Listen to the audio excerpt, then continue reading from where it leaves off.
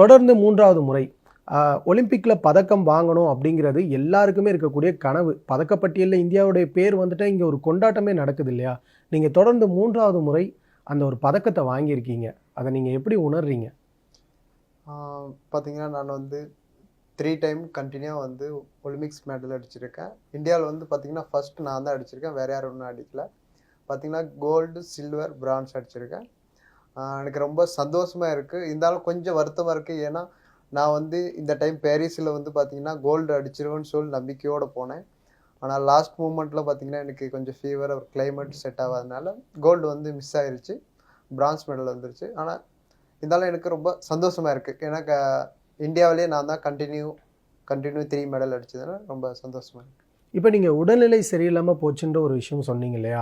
எல்லாருமே போட்டிக்கு தயாராகும் போது தங்களுடைய உடல்நிலை குறித்து ரொம்பவே கவனத்திற்குள்ள வந்து வச்சிருக்கணும் அப்படின்னு நினைப்பாங்க. எந்த இடத்துல மிஸ் ஆகுது சார் அந்த இடம்? இல்லை, அங்கே பாரிஸில் கிளைமேட் பார்த்தீங்கன்னா கொஞ்சம் கோல்டு கிளைமேட், ரொம்ப கோல்டாக இருந்தது. அப்புறம் நான் இங்கே வெளியே போகும்போது ரூம்லேயே இருந்தேன். அது கொஞ்சம் பயம். தண்ணி மாறுது, கிளைமேட் மாறுது, முக்கியமான சூழ்நிலை மாறுது, சாப்பாடு மாறுது. முக்கியமா இவனுக்கு பிடிச்ச இட்லி, சாம்பார், தோசை, வடை கிடைக்காதாங்க. அதெல்லாம் கம்ப்ளீட்டா மாறுது இல்லைங்களா? நம்மலாம் இதுக்கே அடாப்ட் ஆன ஒரு ஸ்போர்ட் பிளேயர்ஸ். நம்மளுடைய கிளைமேட்ஸ், நம்மளுடைய ஜியோகிராஃபி டோட்டலா டிஃப்ரெண்ட் ஃப்ரம் யூரோப். ஸோ டெஃபினட்டா நம்ம மாரியப்பன் இல்லை, இந்தியன் பிளேயர்ஸ் எல்லாம், இந்த ஏஷியன் பிளேயர்ஸ் எல்லாமே இதில் அஃபெக்ட் ஆகுறாங்க. அதில் பர்டிகுலர்லி இந்தியன்ஸ்.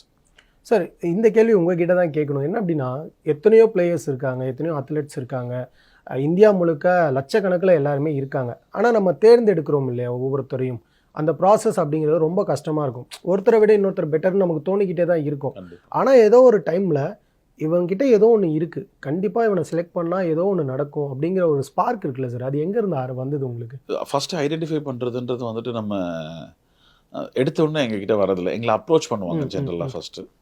ஸோ நம்ம பார்க்குற ஒரு எக்ஸாம்பிள், ஒரு டிஸ்ட்ரிக்ட் ஈவெண்ட் போகிறோம், இல்லைன்னா ஒரு செலெக்ஷன் ட்ரையல்ஸ் வைக்கிறோம், இல்லை டிஸ்ட்ரிக்ட் காம்படிஷன், அங்கே பார்க்கும்போது நமக்கே தெரியும் சிலர்லாம் வந்துட்டு அவங்களுடைய body language will be different from the common other differently abled people.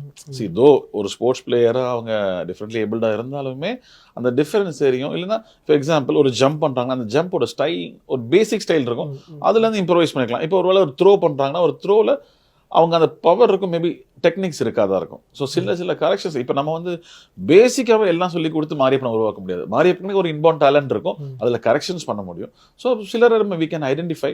அந்த ஐடென்டிஃபை பண்ணுறவங்களுக்கு we can give a proper training platform, proper starting from diet till the training கொடுத்தோம்னா டெஃபினட்டாக மாரியப்பனோட கண்டினியூஸ் எங்கள் brothers will be there for the future para games, para olympics. அப்போ next time நம்ம வந்து கோல்டுக்கு aim பண்ணலாம், கோல்டை எதிர்பார்க்கலாம்.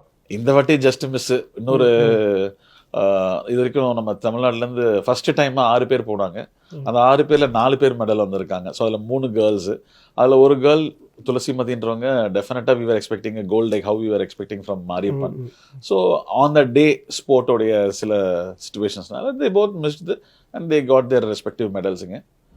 டெஃபினட்டாக future for Tamil Nadu, for India in para international arena it's very big.